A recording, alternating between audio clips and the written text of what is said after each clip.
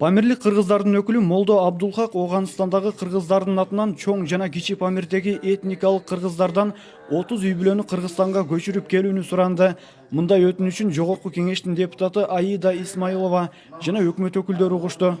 Мына жолу жок, биринчи кыйынчылыгыбыз ол, экинчи мектебибиз жок, үчүнчү баллисабыз жок. Аялдарыбыз төрөт үстүндө көптөгөн аялдар канзая кылгандыктан дүйнөдөн өтүп кетет. Кичинекей балдарыбыз жердин катаал сууктук шартынан да өнүкпөйт, чарчап кетишеттер. Ошондой маселелерден бизге да машинда эл арасына жакындатып, сымал бир жакшыраак я келечектен, я чүйдөн, я кеминен дагы ошондой бир жерлерден бир кам көрө беке деген үмүттөр менен мен биринчи бир жолугуп кетсем, Кыргыздын өкмөтүнө, депутаттарга, ошо бизге жардам эте турган миграция жетекчилерге ушундай арыздарымды сунуштаганча кетсем деп. Учурдагы Памир кыргыздары 1575-1930 жылдар аралыгында азыркы Оганстан аймагына туруктуу жашоого кеткен кыргыздардын бир бөлүгү.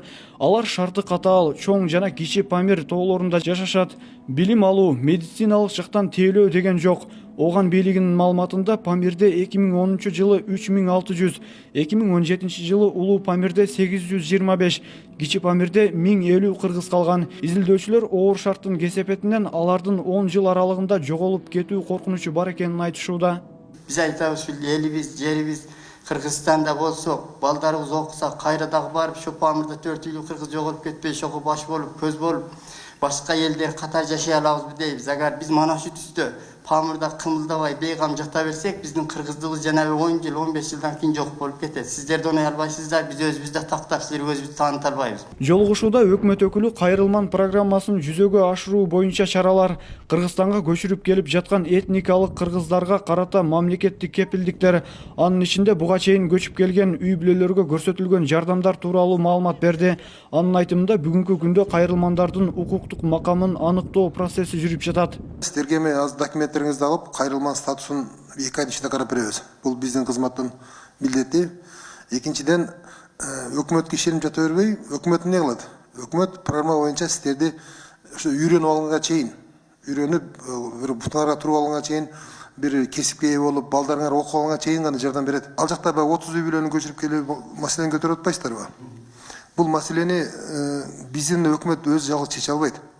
Бул маселени чечүү үчүн Афган өкмөтү менен сүйлөш керек. Бүгүнкү күнү ошо алайдагы мүмкүнчүлүктөрдүн мына Кыргызстандын бүт болгон бурчун изилдеп келип туруп, ошол жерде бош мындай силердин малыңарды бакканга мүмкүнчүлүктөр бар экенин биз аныктадык. Кыргызстанга келгенден кийин мен ойлойт элем, силер ошол кандай Памирде иш менен алек болсоңор, ошол мал менен да көбүнчө. Ошол малыңарды бул жерде дагы биринчи башында силер ошол мал менен бул жерде дагы иштешиңер керек. Эгерде бул жака көчүп келе турган болсоңор, мына көрдүңөр, Нарында дагы шарт түзүлдү, бүгүн Сарык Маболдо дагы шарттар түзүлдү. Эч ким силерге тоскоолдук кылбайт. Жогорудагы көтөрүлгөн маселелерди депутат Аида Исмаилова чечүү үчүн комитет жыйынына алып чыгып, тийиштүү тапшырмаларды өкмөткө табыштаарын белгиледи.